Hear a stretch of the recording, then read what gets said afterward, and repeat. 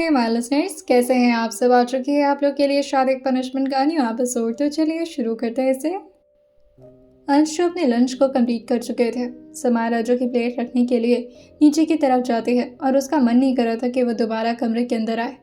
वहीं वो इस वक्त हॉल में इधर उधर टहल रही थी। वैसे भी ये घर काफ़ी बड़ा था और अगर वो आसपास की जगहों में घूमना शुरू करती तो उसका काफ़ी वक्त गुजर सकता था। यही सोचते हुए वो खुश होकर कि अभी जैसे ही हॉल के तरफ से पीछे की तरफ जाने वाली होती है, तभी अंशु अपने कमरे से बाहर निकलते हुए रेलिंग के पास आकर के समारा को झांकते हुए देखकर कहते हैं, कहाँ जा रही हो मेरे बिना।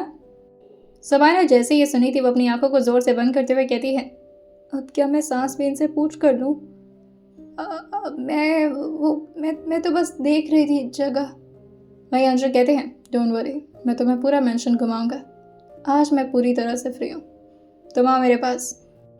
ये सुनकर समारा जो धीरे से अपने चेहरे को ना मिलाते हुए कहती है, मुझे कमरे में रहने का मन नहीं कर रहा, थोड़ा बाहर चली जाओ, गार्डन में बस। वही अंशु कहते हैं, मेरे साथ चलना, पहले इधर आओ, साथ में चल के माँ को मनाते हैं पुणे के लिए। ये सुन करके तो समारा का दिल गार्डन गार्डन हो गया था। वो तुरंत ही जल्दी जल्दी सीढ़ियाँ चढ़ते हुए कहती है, हाँ हाँ हाँ, बहुत अच्छा आइडिया है, चलिए।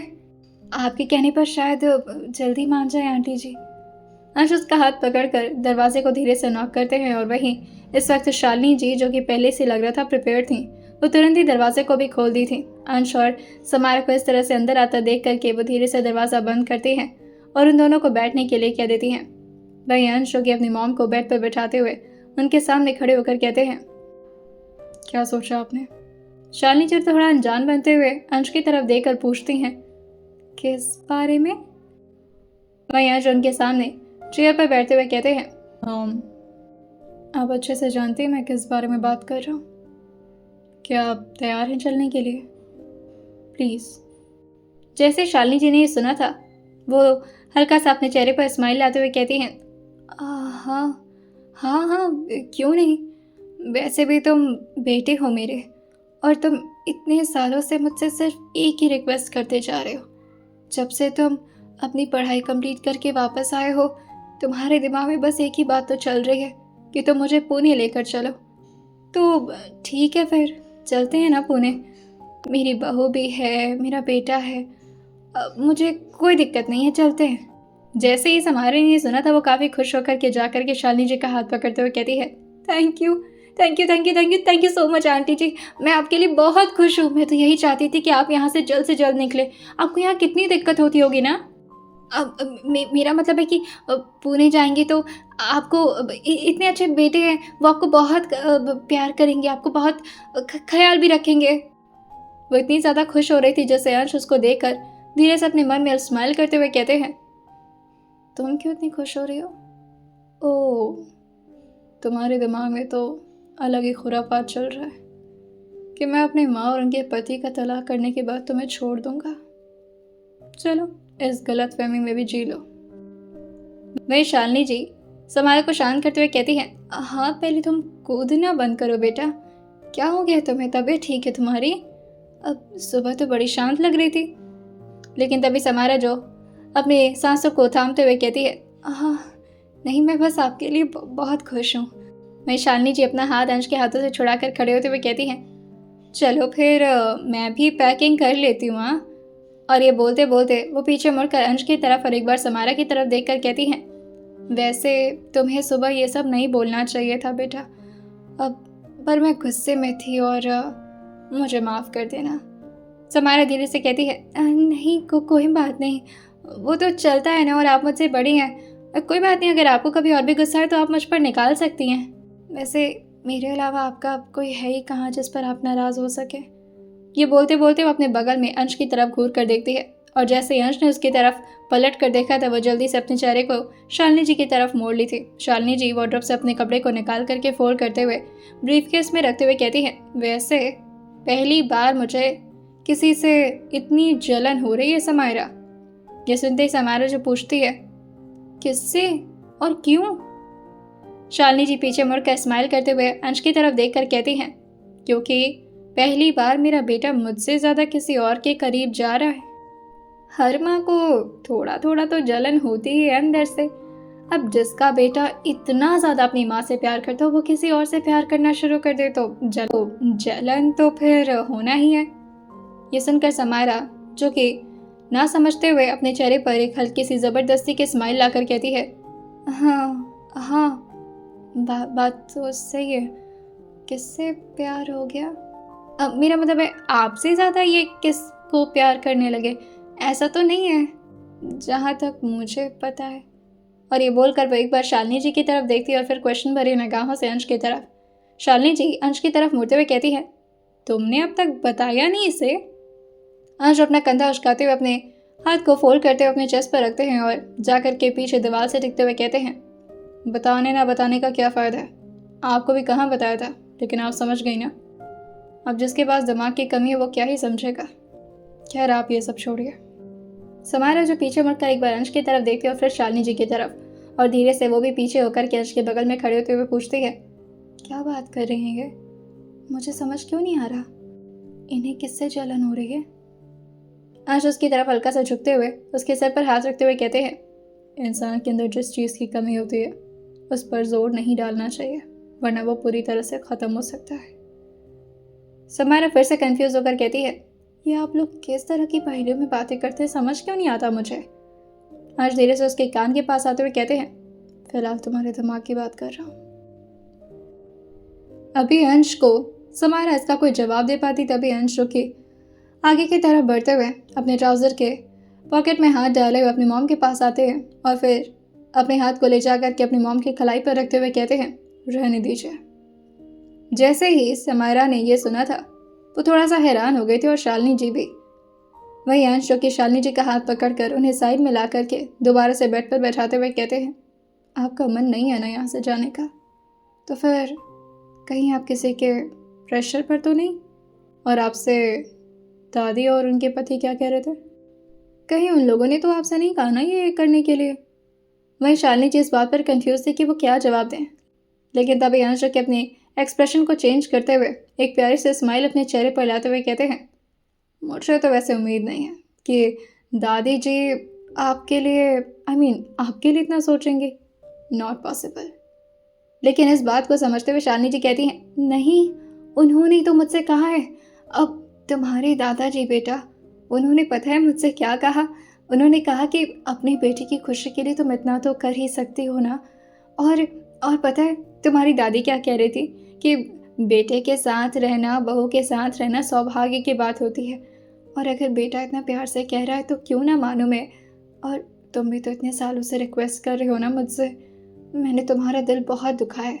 लेकिन तभी अंश जो कि कुछ समझते हुए कहते हैं, तो जयचंद्र मल्होत्रा का प्लान है ये कि मैं यहाँ से निकल लूँ। ओह अच्छा।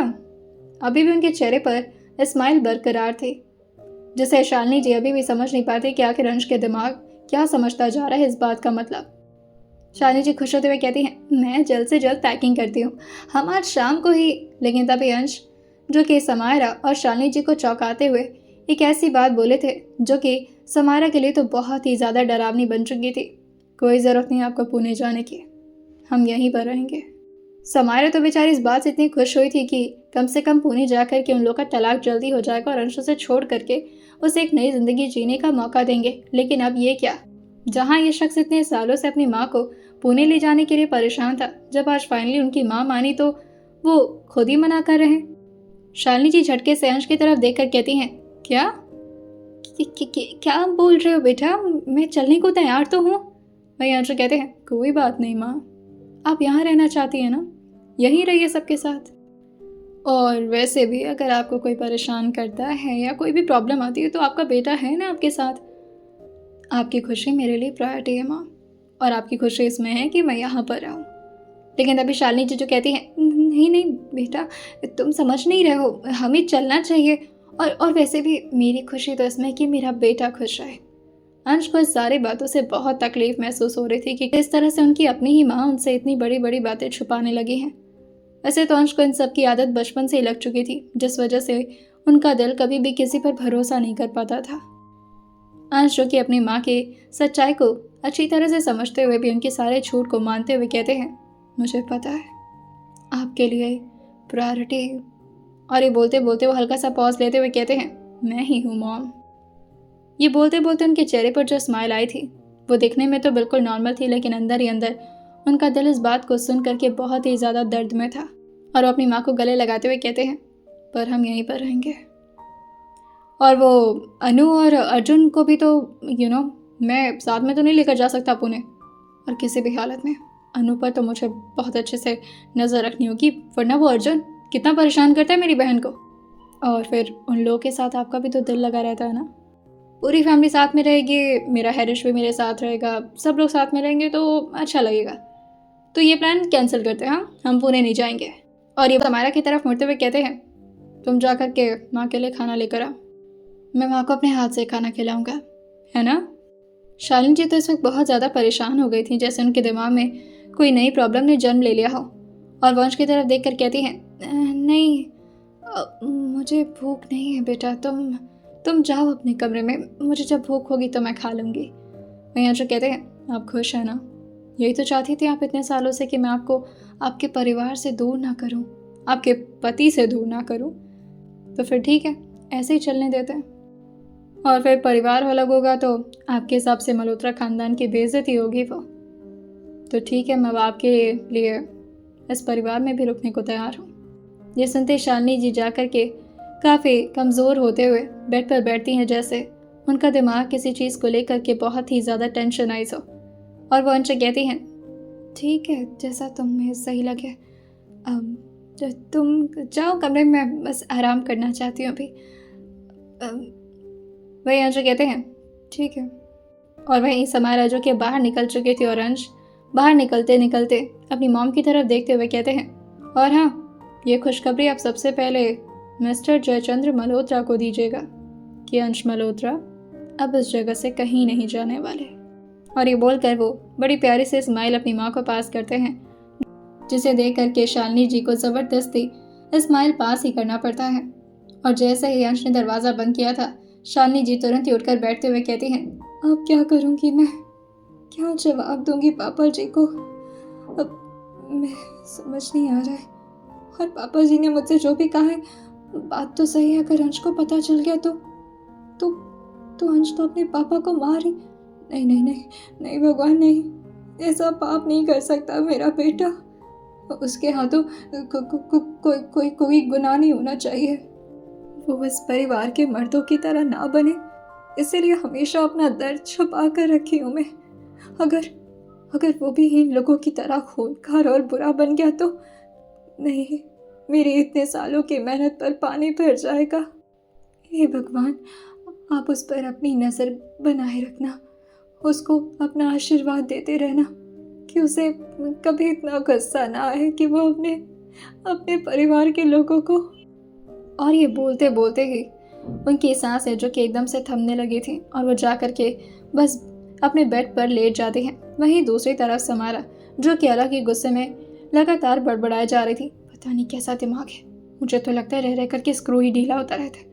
पहले जाकर के उस लड़की को मारने वाले थे, न जाने उससे कौन सी दुश्मनी थी, उसके साथ पहले तो खाना खाते, फिर उसके साथ चिपका चिपकी करते, और फिर उसी को मारने के लिए भी तैयार हो जाते। और अब यहाँ पर माँ को इतने सालों से मनाने की कोशिश कर रहे थे कि माँ चलिए पुणे, मुझसे भी बोला, और यहाँ तक कि ये भी बोला कि अगर मैं नहीं मना पाऊंगी तो अपने पापा को मार देंगे। और जब सब कुछ ठीक हो जाता है तो नहीं, लेकिन ये कैसे कोई नॉर्मल काम कर सकते हैं, ये तो अंश मल्होत्रा है, दुनिया के सबसे बड़े अजूबे इंसान है। सब कुछ ठीक होने के बाद खुद ही कहते हैं कि नहीं जाना है पुणे। क्यों नहीं जाना है पुणे, अब मैं कहाँ जाऊंगी। तभी अंश जो कि बहुत ही अचानक से उसके पीछे आकर के उसको जोर से हक करते हुए कहते हैं, क्या परेशानी है तुम्हें। और मैंने कहा ना, जो चीज़ हमारे पास नहीं होती उस पर जोर नहीं लगाना चाहिए। समारा जो कि अंश की तरफ देखते हुए कहती है, आप ये सब क्यों कर रहे हैं, और ये क्या, मेरे पास क्या नहीं है। अंश जो कि उसके सर पर अपना हाथ टैप करते हुए कहते हैं, ये खाली है तुम्हारा, मुझे लगता है भगवान ने तुम्हारे बदले भी मुझे ही दे दिया तुम्हारा दिमाग, क्योंकि शायद अगर वो तुम्हें देते तो तुम्हें इसका इस्तेमाल करना ही नहीं आता। समारा जो कि उनके हाथ को अपने ऊपर से हटाते हुए कहती है, हटिए आप, ये बताइए मुझे, आप पुणे क्यों नहीं जाना चाहते, आपको समझ क्यों नहीं आ रहा है कि आपकी माँ वहाँ पर खुश रहेंगी? ये सुनते ही अंशु जाकर के आराम से अपने बेड पर लेटते हुए कहते हैं, एक बात बताओ, वो माँ मेरी है, प्रॉब्लम मेरी है, खानदान मेरा है, तुम्हें क्यों इतनी प्रॉब्लम हो रही है? समायरा जो कि अभी तो फ्लो में थी, जिससे वंश की तरफ मुड़ते हुए कहती है, क्योंकि आपके पास दिमाग ही नहीं है। मुझे ऐसा लगता है कि आपका दिमाग रह रह करके काम करना बंद कर देता है। जिस चीज़ के लिए आप खुद इतना परेशान थे, जब वो हो गया तो फिर आप रुक क्यों गए? आपको चलना चाहिए। लेकिन जैसे ही अभी अंश को उसने ध्यान से देखा था, वो काफ़ी बुरी तरह से उसे घूरे जा रहे थे, क्योंकि जाने अनजाने में उसने अंश को कुछ ज़्यादा ही अला भला बोल दिया था। समायरा धीरे से अपने मुंह पर हाथ रखते हुए कहती है, क्या मैंने इन्हें पागल बोला? नहीं, मैंने ऐसा कुछ नहीं बोला। तभी अंश थोड़ा तेज आवाज में कहते हैं, मतलब तो तुम्हारा वही था ना, खुद की तरह बाकियों को भी समझती हो तुम। और अगर मेरी मॉम इतने टाइम से इस बात को मानने के लिए रेडी नहीं थी, तुम्हें इतना कुछ सुना दिया सिर्फ इस वजह से क्योंकि तुम उन्हें पुणे जाने के लिए रिक्वेस्ट करने गई थी, तो सोचो अगर अचानक से उन्होंने ये बात मानी है तो क्यों? चीज़ें हमें जितनी सीधी नजर आती उतनी होती नहीं है। समायरा धीरे से कहती है, आपकी ज़िंदगी में कोई चीज़ सीधी हो भी कैसे सकती है? आप ही इतने टेढ़े हैं। अंश जो कि उसको बस शांत रहने का इशारा कर दिए थे और वहीं अपने लैपी को अपने लैप पे लेकर के बैठ चुके थे। लगातार बस उनका दिमाग इस बात पर दौड़े जा रहा था कि आखिर क्यों बोला ऐसा जयचंद्र मल्होत्रा ने, और ऐसी कौन सी बात हो गई जिससे वो अंश को अपने आप से दूर रखने की कोशिश कर रहे हैं और साथ ही वो अंश को अवॉइड भी कर रहे हैं। वहीं दूसरी तरफ शेखर जो कि काफ़ी ज़्यादा परेशान थे और उनके सामने आराम से सम्राट जो कि अच्छा डिश रखते हुए कहते, अब तो मैं धीरे धीरे खाना बनाना भी सीख रहा हूँ। वैसे मुझे शौक तो बचपन से था, लेकिन फिर आप तो जानते हैं ना, उस परिवार में कहाँ मर्दों को किचन में घुसने दिया जाता है। देखिए कितना अच्छा डिश बनाया है मैंने आपके लिए। आप एप्पल पाई खाते हैं? शेखर जो धीरे से अपने सर को ना मिलाते हुए कहते हैं, नहीं, हमको एलर्जी है उससे। जैसे ही सम्राट ने सुना था वो खुश होते हुए कहते हैं, अरे वाह, ये तो आपने कमाल की चीज़ बता दी। बस ऐसे ही आप बताइए कि आपको क्या क्या खा करके सबसे ज़्यादा दिक्कत होती है, फिर मैं उसकी लिस्ट बनाऊंगा और उसके बाद से अंश को अपनी उंगली पर नचाने का अच्छा रास्ता मिल जाएगा मुझे। शेखर जो खड़े होते हुए गुस्से में कहते हैं, तुम कहना क्या चाहते हो? अंश को क्यों इन सब में घसीट रहे हो? मना कि वो थोड़ा अजीब है, पागल है और सन की भी है, लेकिन है तो मेरा बेटा ना, वो मुझे कभी नहीं मार सकता। जैसे ही सम्राट के सामने शेखर नहीं बोलकर चिल्लाया था, सम्राट अपने हाथ में फोक लेते हुए कहते हैं, आपने जो किया है ना उसकी बहन के साथ, उसके बाद तो अगर अंश की जगह पर मैं होता तो मैं खुद ही आपको मार देता। अंश की जगह पर क्यों, मैं तो वैसे ही आपको मार दूं, क्योंकि थी तो वो मेरी भी बहन ही ना। मेरे लिए तो आपकी ज़िंदगी बिल्कुल ख़राब है, मतलब ऐसा जैसा कि क्या कह सकते हैं, फूटा हुआ ग्लास जो अगर आस पास रहे तो चुभेगा भी और किसी काम लायक भी नहीं है। बिल्कुल वही ज़िंदगी आपकी। मैं सोच रहा हूँ उस फूटे हुए ग्लास को किसी की कमज़ोरी बना करके किसी के गर्दन पर रख दूँ और उसके बाद अपना काम निकाल करके आपको टपका दूँ। लेकिन मैं सोच रहा हूँ ये शुभ काम मैं नहीं करूँगा, ये काम तो मैं अंश से ही करवाऊँगा। अब उसे भी तो अपनी बहन का बदला लेना है ना, और साथ ही अपनी माँ का भी। चाची जी के साथ आपने क्या क्या किया है मुझे अच्छे से पता है। हाँ, आप उसके लिए बदतर से बदतर जिंदगी डिजर्व करते हैं, जो कि मैं आपको दूंगा, और बचे कुछ ही अंश आपको दे देगा। तो जितना दिन मेरे साथ अच्छे से रहेंगे उतना दिन ही आप अच्छी तरह से ज़िंदगी जी पाएंगे। और जिस दिन आपने भागने की या उथल पुथल करने की कोशिश की या फिर मेरे प्लान में भंग डालने की कोशिश की ना, तो उस दिन से आपका काउंटडाउन शुरू। Tick tock tick tock. समझ रहे ना चाचा जी? प्यार से बैठिए और खाने खाइए, और हाँ, एप्पल पाई मत खाइएगा, आपको एलर्जी है ना। ये मैं बात के लिए रख देता हूँ। लगभग शाम के इस वक्त 7 बज चुके थे। सब लोग अब चाय नाश्ता करने के लिए बैठे हुए थे। वहीं अंश जो कि अपने टैबलेट में कुछ काम कर रहे थे और साथ ही सबको उन्होंने ज्वाइन भी कर रखा था, जिससे जयचंद्र जो कि यहाँ से उठते हुए कहते हैं, हमें कमरे में ले आकर दीजिए हमारा चाय। सावित्री जी जो कि अभी सर को हमें हिलाने वाली थी कि तभी पीछे से आवाज़ आती है, दादाजी बिजी नहीं है तो फिर साथ में बैठ करके चाय पिए। जैसे ही जयचंद्र ने अर्जुन की आवाज़ सुनी थी, वो स्माइल करके पीछे मुड़ते हुए कहते हैं, अर्जुन बेटा, जैसे ये बोलकर के जयचंद्र अर्जुन की तरफ आगे बढ़ते बीच में अनु आकर के उनके पैर पर अपना हाथ रखते हुए कहती है, पहले मुझे आशीर्वाद दीजिए। अर्जुन और अनु से जयचंद्र बहुत खुश रहते थे क्योंकि अर्जुन और अनु दोनों उनके मैटर से कोसों दूर रहना पसंद करते थे, ना कि अंश की तरह जो उनकी जिंदगी में हर वक्त सिर्फ दखलंदाजी देते हों। अब सब लोग साथ में आकर के बैठ चुके थे। क्रिश धीरे से अंश के बगल में फोन को देते हुए कहता है, सर आपका न्यू फोन, मैंने सारा डेटा इसमें ट्रांसफर कर दिया है। तभी सामने बैठा अर्जुन जो कि अंश की तरफ देखकर कहता है, ओ तो महाशय ने एक और फोन तोड़ दिया, वैसे कितने हो गए अभी? क्रिश जो मुस्कुराते हुए कहता है, बस सेंचुरी पूरी होने वाली है। अंश टैबलेट को साइड में रखते हुए कहते हैं, और हरीश कहाँ है मेरा? उससे कितने टाइम से मिल नहीं पा रहा हूँ। अर्जुन जो कि अपना हाथ जोड़ करके अंश के सामने अपने सिर को झुकाते हुए कहते हैं, एक काम कर, तू उस हरीश को अपने पास ही रख, वैसे भी मेरी प्राइवेसी बहुत ज़्यादा डिस्टर्ब करता है और मुझे काम भी नहीं करने देता। ये सुनते ही बगल में बैठी समायरा जो कि अपने चेहरे को धीरे धीरे नाम हिलाते हुए कहती है, नहीं नहीं नहीं नहीं नहीं, मुझे कुत्तों से बहुत डर लगता है। जैसे अंश ने ये सुना था हल्का सा मुस्कुराते हुए कहते हैं, चलो रो मत मेरे सामने, मैं अडॉप्ट कर लेता हूँ हरीश को। वही अनुज कहती है, पर मुझे भी उसके साथ अच्छा लगता है भाई, बस इन्हीं को प्रॉब्लम है, पता नहीं क्यों मम्मी जी को भी इतना पसंद है। जयचंद्र जो कि अर्जुन को सपोर्ट करते हुए कहते हैं, कुत्ते उन्हें पसंद आते हैं जो कि इंसान की फितरत ना रखें, और वैसे भी लोगों को अपनी जैसे लोग पसंद आएंगे ना।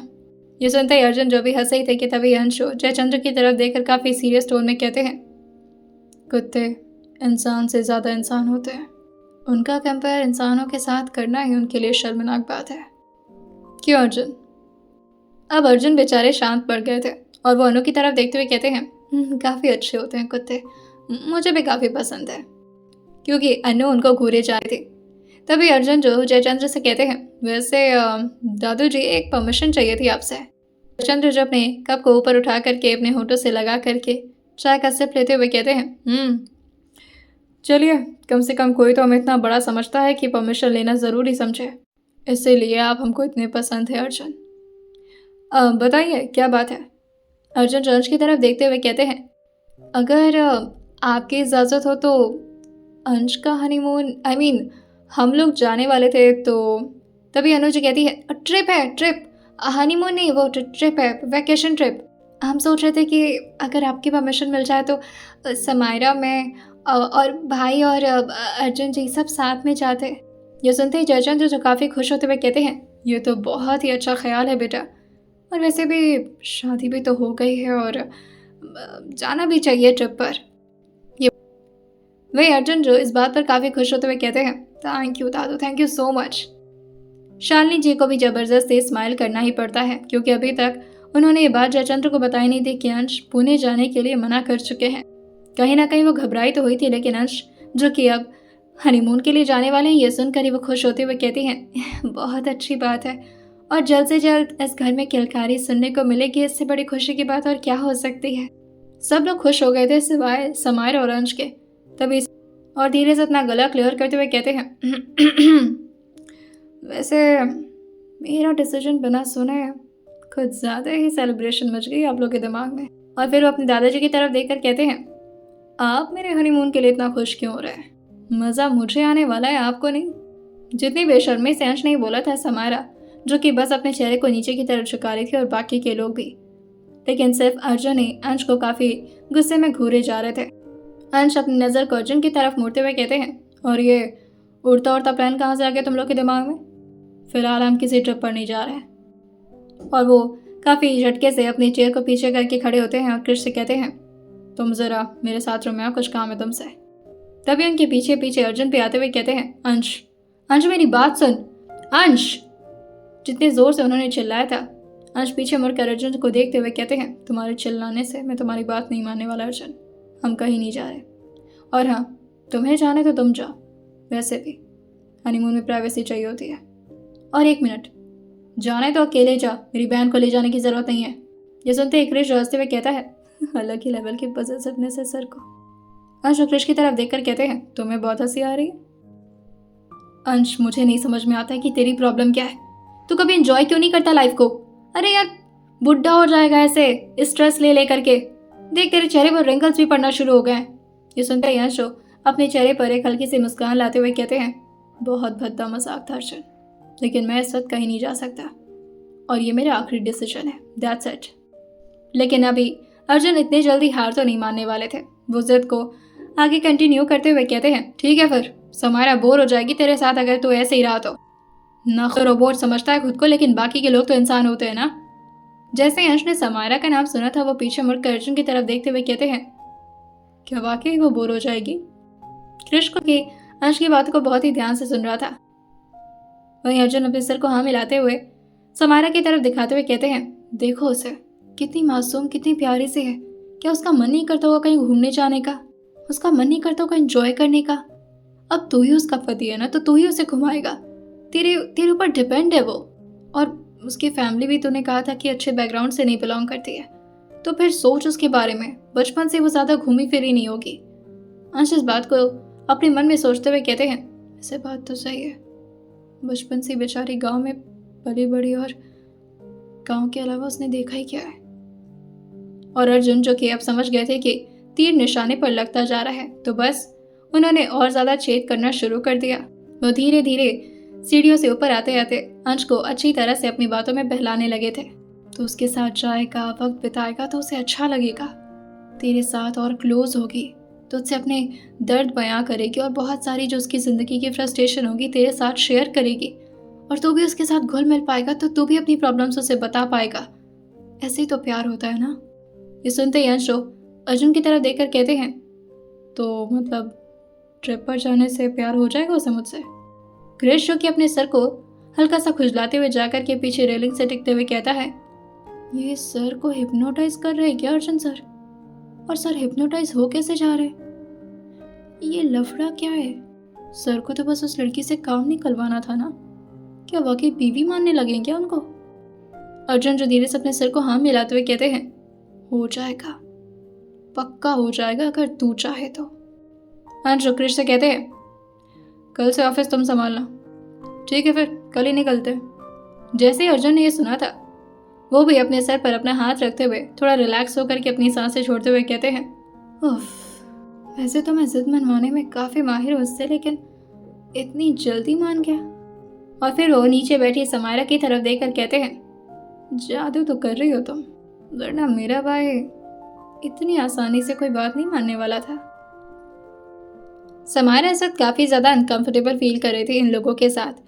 वहीं इस बात को नोटिस करते हुए अनु धीरे से उसका हाथ पकड़ती है और उसे अपने साथ बाहर की तरफ लाते हुए कहती है, क्या हो गया तुम्हें, और तुम मुझसे मिलने क्यों नहीं आती हो मेरे घर पर? समायरा को जैसे अनु मिली थी, वो जोर से अनु को हक करते हुए कहती है, मुझे बहुत ज़रूरत थी तुम्हारी, थैंक गॉड तुम मुझसे मिलने आ गई। अनु उसको इतना परेशान देख करके उसको स्विमिंग पूल के पास ले आते हुए कहती है, इसमें पैर डाल करके बैठोगी, बहुत मज़ा आता है, ठंडा ठंडा पानी और इसमें अलग सा एहसास होता है। तुम कभी स्विमिंग की हो?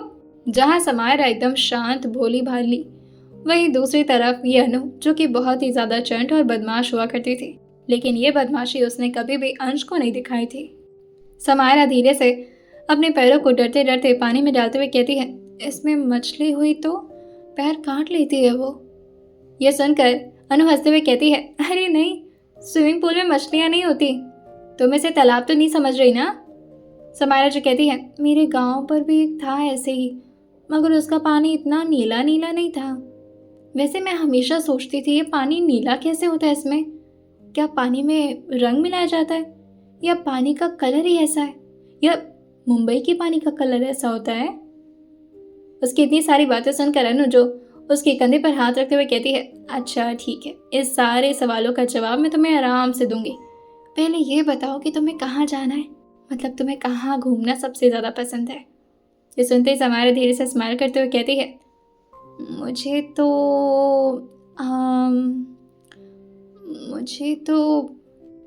और ये बोल करके वो एकदम से शांत पड़ गई थी, क्योंकि इसमें भी इतने सारे सवाल थे। वो एकदम से ठहर गए थे, जैसे वो किसी सोच में गुम होने लगी हो।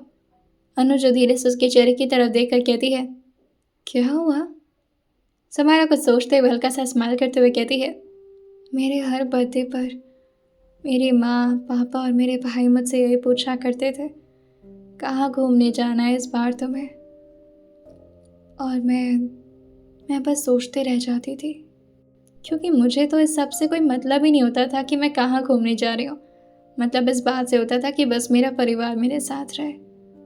ये सुनते ही अनु जो बहुत ध्यान से उसकी बातों को सुनने लगी थी, समारा आगे कहती है, और मुझे अभी भी कोई फ़र्क नहीं पड़ता कि मैं कहाँ घूमने जाऊँ। बस फ़र्क इस बात से पड़ता है कि मैं किसके साथ जा रही हूँ। और अब मैं कहीं पर भी जाऊँ मुझे वो खुशी नहीं मिलने वाली। वैसे तुम कहाँ जाना चाहती हो? अनुज की इतनी गहरी बात सुनकर के थोड़ा परेशान होकर उसके हाथ पर हाथ रखते हुए कहती है, तो अब तुम्हारी मम्मी पापा से बात नहीं होती?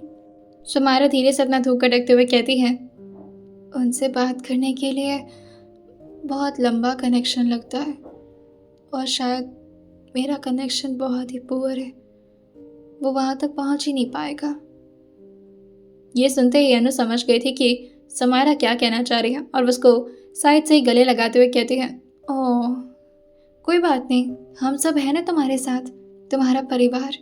अर्जुन जी तुम्हें अपनी बहन की तरह मानते हैं तो वो तुम्हारे भाई हो गए। शालिनी आंटी भी मैं बहुत मानती हैं तो वो तुम्हारी मम्मा जैसी हो गई। जैसे ही अभी आगे वो पापा के बारे में बोलने वाली, वही अनुज कहती है, और तुम्हारे पापा। ये सुनते ही धीरे से समारा अनु की तरफ मुड़ते हुए कहती है ना मेरे एक बाप, वो अकड़ो इंसान हमेशा मेरे बाप बनने की कोशिश करते हैं। अनु जो समारा की बात सुनते हुए कहती है, अरे किसकी बात कर रही हो?